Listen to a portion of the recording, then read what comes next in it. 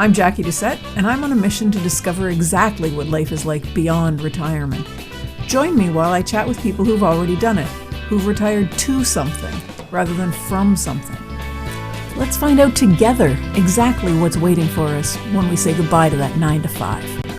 Hi, everyone. Welcome to another episode of Beyond Retirement. Today, I'm really excited to have Sara Zeff Geber with me. She's the author of Essential Retirement Planning for Solo Agers.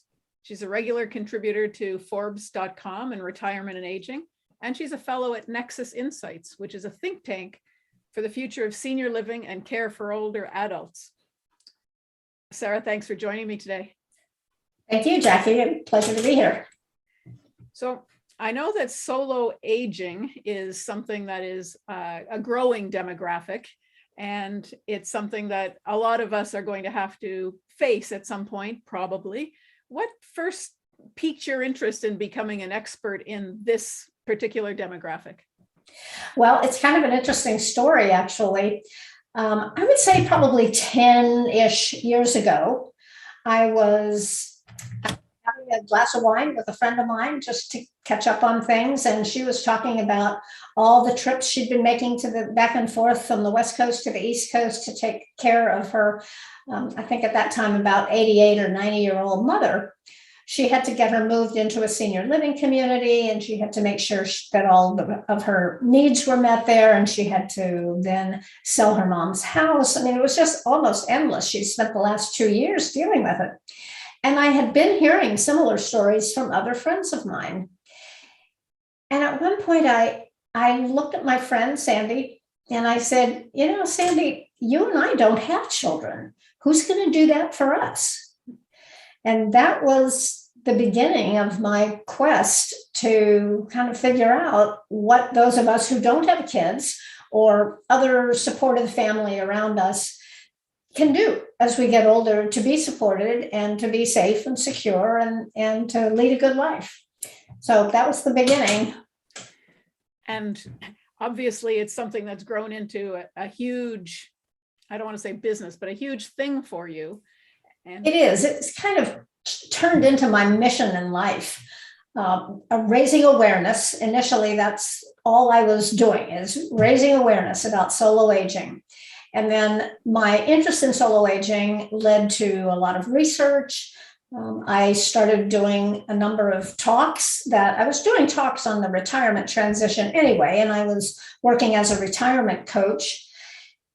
And it just kind of morphed. People were so fascinated by the whole notion of solo aging and the realization that so many of them were going to be solo agers, or at least knew somebody that was going to be a solo ager, that kind of turned into the big interest area. So almost all of my talks and all of my writing centered around solo aging as of about 6 or 7 years ago.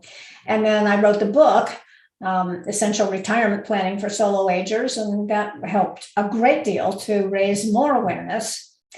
And now I'm just kind of still on that quest. It's gone through a lot of different iterations, but I think I along with a handful of others, are really promoting the idea of solo agers doing good planning so they can take care of themselves later in life.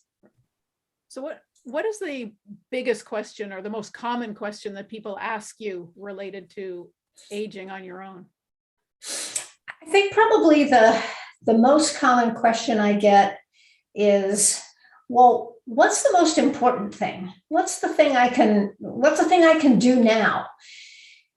And I usually tell them that there may not be one single most important thing, but it's kind of one of those three-legged stool opportunities. Like if you look at it as having your financial situation in order, having your legal documents in order, and then having your social support system organized around you. Those are the three important legs of that stool. And if you miss any one of those, you can be in trouble. Yeah, so the easy one to start with, I think, is the finances. I encourage everybody to have at least one visit with a financial advisor, somebody that just bills you by the hour, doesn't want to sell you a lot of stocks and equities that you may not need or want, but someone who's just going to take a look at your situation and say, hey, yeah, I think you're good for the rest of your life. And these days, financial planners and advisors are really looking at a potential lifespan of close to 100 years. So with the money that you have today and your current income, whether that's in the US, Social Security, and in Canada, and I think it's something similar, or savings, hopefully both, and a pension or whatever else you might have. What does that look like if you string that out for the next 25, 30 years? Because a lot of us in our 60s and 70s are actually going to live that much longer. And do we need to continue to bring in an income? So all of those questions you really kind of need to answer. Do we need to adjust our lifestyle in order to make our money last? So that's an important one. And then, of course, thinking about what I might need in the way of care later in life, what I envision my end of life planning to be. All of those are mostly legal issues. And having an estate plan is a very important thing, having a will, an advance directive, powers of attorney, all of those things. And those are hard to do for a lot of people, especially people who aren't very connected with family, which solo agers tend not to be. So we have to think through some of that because it's important for all of us to have a social network and to have people that we can rely on, even if these are people that we pay to take care of us later in life. And that's going to be the situation for a lot of solo agers. I believe it will be for my husband and me. And by the way, I also include married people without children as solo agers, because just like in my situation, my husband and I don't know which of us is going to go first. Right now, we're both relatively healthy, but anything can happen. And one of us will surely be left as a true solo ager. So we're both planning accordingly. And I encourage married couples who don't have kids to do that. You don't really think about that, but that's entirely true. At some point, you're going to be really alone, not just alone with a spouse or with a partner. Exactly. You mentioned a social network and how important that is. One of my recent interviewees, one of my recent guests, commented on the importance of community in retirement. But I think, as you say, it's especially important to garner some sort of community as a solo ager because you don't have necessarily the family support. Do you have suggestions on ways that people can do that other than paying, like you said? Yeah, well, I think for a lot of solo agers, it's going to end up being a combination of probably some paid assistance and some mutual assistance from friends and extended relations. So everybody kind of needs to take a look at what I kind of envision them as concentric circles around us. Who are the people that we're really close to? Who are in the next band outside of that? Who are outside of that? So if you take a look first at your relations, maybe you have nieces or nephews or a younger sibling that could be a big part of your social network. Another question I encourage solo agers to ask themselves is, am I living in the right place? Do I have a social network here where I'm living, or do I need to move while I'm still really able to do that comfortably to a place where I'm going to be nearer to family or nearer to people who could take care of me? So those are some very hard questions. Many solo agers consider that they look around them and consider their social network to be pretty much the people that are their contemporaries, same age, same interests, same situation. So that's all well and good to be supportive of one another. I have one woman friend who is single and does not have children. And she recently kind of joined forces with, I think, 3 other women. And they have all agreed to support one another as they age and to live near one another. I think they all live in the same condominium complex or something pretty close. And that's important. And they actually paired up so that even now, they're in their late 60s, early 70s, they are checking in with one another in the morning. Each one of them has someone that they have to text when they get up and just say, hello, I'm up. I'm doing fine, whatever they want to say. And it's a kind of a safety valve. I think it came about because one of them had a real scare. She had a fall and couldn't get to her cell phone, didn't have any kind of alert mechanism on her, and didn't know whether anyone was going to find her. So fortunately, someone did.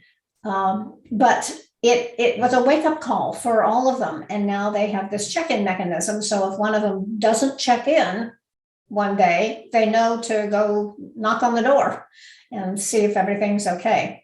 And it's just little things like that that can give us a feeling of a little more security as we get older, even if we are living alone. And of course, many solo agers live alone. I think that's a really great idea. And hopefully they also have keys to each other's condos or apartments so that they're not just knocking on the door, they can actually go in, because that's going to be a problem as well. I think they probably do. She told me about it briefly about a month or 2 ago, and I don't remember whether she mentioned keys, but that would be the smart thing for sure. Yeah. So let's talk a little bit about your book. It's called The Essential Guide to Retiring for Solo Agers. It's Essential Retirement Planning for Solo Agers, but it is not a financial guide. I have one chapter in there on finances, but it's really the non-financial side of retirement planning for people that don't have children or other relations that they can rely upon. So it covers a lot of ground, and a big portion of the ground that it covers is where you're going to live. Because I think that's the biggest question that solo agers need to answer for themselves is where's the smart place for me to live? And I go into all the different options for senior living, such as they are today, the traditional ones like continuing care retirement communities, 55 plus communities, which are now called active adult communities. Those don't have any care built in, but you're very close to your neighbors in many ways. Some of them are like condominiums. Some of them you buy into, some of them you rent, but it's all people of a similar age and that have similar concerns, like the ones we're talking about here. And then there are the less traditional kinds of living situations, which I'm a big fan of, because I think some of the traditional ones are out of reach for a lot of people in terms of affordability. But there are opportunities like home sharing, co-housing. Home sharing can take a lot of different forms, and almost every major metropolitan area has some kind of home sharing network now that you can go, most of them obviously are online, that you can go into and actually find a housemate. Or you may have a big home that you're rattling around in as a single person and maybe want to consider renting out a room to, and that doesn't have to be to another older adult. You might rent a room to a college student. And that college student or younger person, doesn't necessarily have to be in college, might be able to do some of the work around the house for exchange for rent. There's just all kinds of creative solutions for being careful with your living situation and setting yourself up for success as you get older. I'm a big fan of co-housing. It also can be a little on the expensive side, because with co-housing, you generally have to buy into it. But it's all over the country. There's a couple hundred co-housing communities now. And like you mentioned, Jackie, I think one of the absolute most important things that we all have to think of is community. We all need community. We're social animals, and that's how we take care of one another. Yeah, the home sharing or co-housing brings to mind the Golden Girls. Yes, absolutely. That's the model. Exactly. That's the perfect model. way to live. You've got somebody there all the time, and exactly. And I tell people, especially when I give talks and people say, "Oh, I don't know. I just don't think I could live with somebody." That's like going back to college dorm days or something. I said, if you remember your college dorm days, if you had any kind of a good experience, you didn't love one another immediately, but you got to know each other. You got to know each other's likes and dislikes, and you became a kind of a support system to one another in very different ways back then than you would today. And if you remember the Golden Girls show, they didn't always get along. They didn't always love one another, but in the end, they took care of one another and they supported one another. So, and that's the goal. Yeah, I think that's a great idea. I guess that kind of leads into a little bit of your the Nexus Insights. You're looking for different ways to not to house people, but for aging adults to live. Yeah, Nexus Insights is really a think tank of people from all over the different aspects of the world of aging and senior living, and coming up with creative ways that people can build community and live together, and especially ways that will appeal to this next generation of older adults, which are the baby boomers. Because baby boomers have some very different ideas about what they want, if they're even thinking about it yet. Very different ideas about what they want in senior living. There's plenty of baby boomers that can afford to move into the classic senior living communities, but not too many are really interested in a life that is kind of dictated for you, meal times and and different activities, and they won't be able to continue to have real meaning and purpose in their lives. And some of that is truly happening. And the more I see of it, the more encouraged I am that senior living will, in fact, begin to meet the needs of boomers who may want to move into a senior community and continue to work, right, continue to run their own business, run their own business, or develop a new business, or do something entirely different, be involved in the greater community in ways. And so those are the kinds of things that we explore and talk about at conferences and whatnot.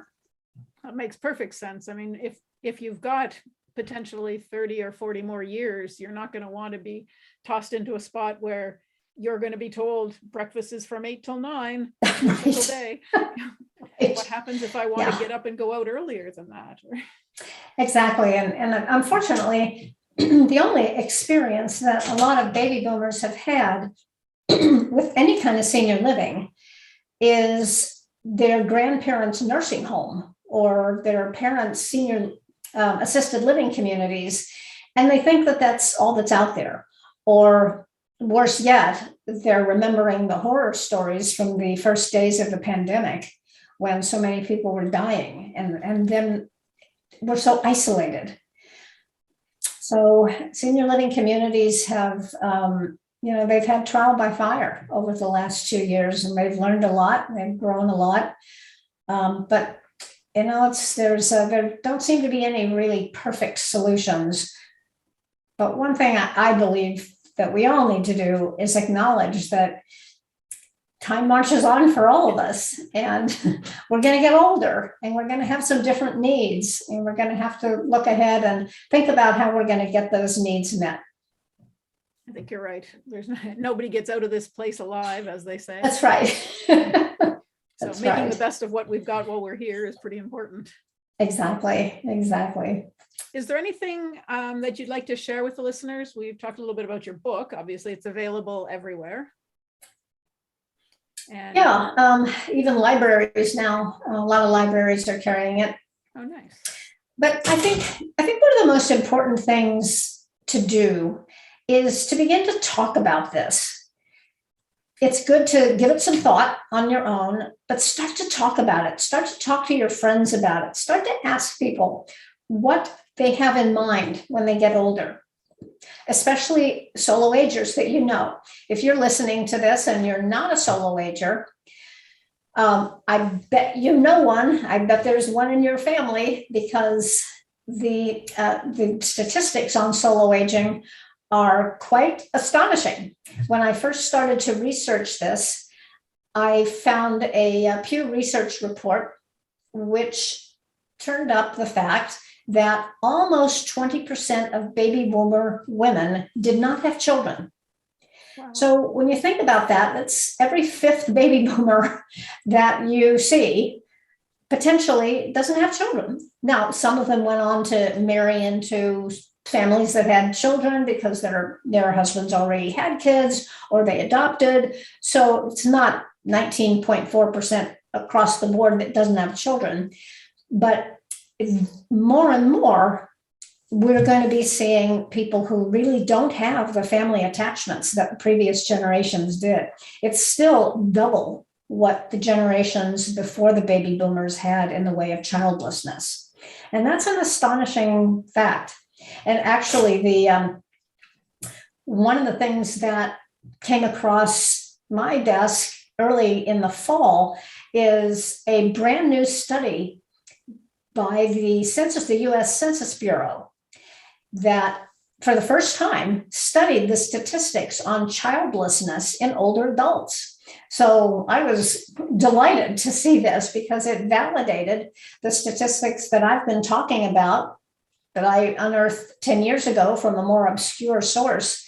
But this is done on the latest round of census, and it's pretty daunting. Pretty daunting. I've run into a lot of people through my podcast who are on their own. They're traveling, they're enjoying it now, but they haven't really thought about the years to come. That's right. That's most people's situation. Yeah. Well, I know you're available on LinkedIn and you've got a Facebook group. I assume that those are the best ways for people to get in touch with you if they'd like to ask you questions. Yes, I do have a website, which is my name, sarazeffgeber.com. I actually don't have a Facebook group that's very active. If you're interested in joining an interesting Facebook group that was started, I think about 8 years ago by a woman by the name of Carol Marek.